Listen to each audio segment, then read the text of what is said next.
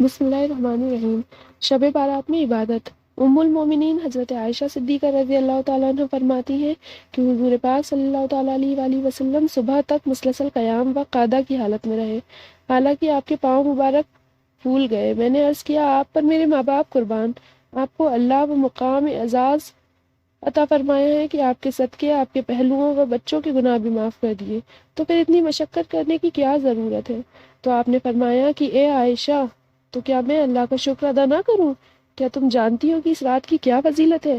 میں نے کہا، اس رات میں کیا ہے؟ آپ نے فرمایا، آئندہ سال میں ہونے والے ہر بچے کا نام اس رات میں لکھا جاتا ہے، اور اسی رات آئندہ سال مرنے والوں کے نام بھی لکھے جاتے ہیں، اسی رات بندوں کے رزق اترتے ہیں، اور اسی رات لوگوں کے اعمال و افعال اٹھائے جاتے ہیں۔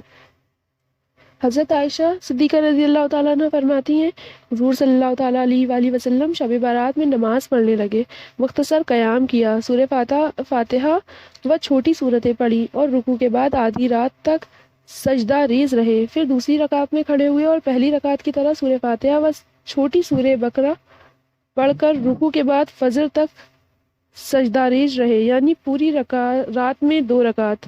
حضرت اکرمہ رضی اللہ تعالیٰ عنہ سے مروی ہے کہ اس رات کو ہر حکمت دائے کام کا فیصلہ ہوتا ہے، اللہ پورے سال کے امور کی تدبیر فرماتا ہے، یہاں تک کہ حج کرنے والوں کے نام بھی لکھے جاتے ہیں۔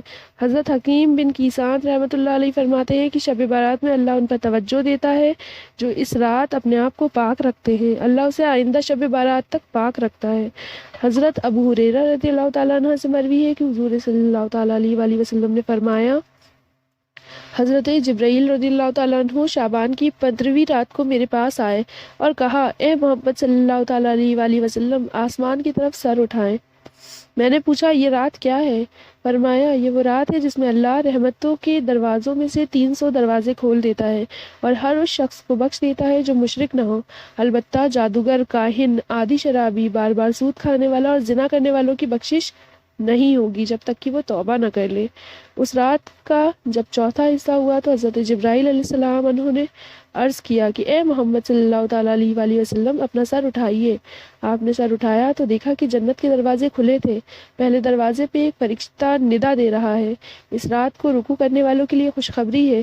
دوسرے دروازے پر فرشتہ پکار رہا ہے، اس رات میں سجدہ کرنے والوں کے لیے خوشخبری ہے۔ تیسرے دروازے پہ ندا ہو رہی ہے، اس رات میں دعا کرنے والوں کے لیے خوشخبری ہے۔ چوتھے دروازے پہ کھڑا فرشتہ ندا دے رہا ہے، اس رات میں ذکر خداوندی کرنے والوں کے لیے خوشخبری ہے۔ پانچویں دروازے سے فرشتہ پکار رہا تھا، اللہ کے خوف سے رونے والوں کے لیے خوشخبری ہے۔ چھٹے دروازے پر فرشتہ کہہ رہا تھا کہ اس رات تمام مسلمانوں کے لیے خوشخبری ہے۔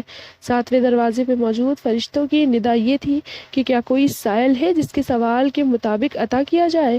آٹھویں دروازے پہ فرشتہ کہہ رہا تھا، کیا کوئی ہے بخشش کا طالب جس کو بخش دیا جائے؟ حضور پاک صلی اللہ تعالیٰ علیہ وآلہ وسلم نے پوچھا، اے جبرائیل رضی اللہ تعالیٰ عنہ، یہ دروازے کب تک کھلے رہیں گے؟ انہوں نے کہا، رات کے شروع سے طلوع آفتاب تک۔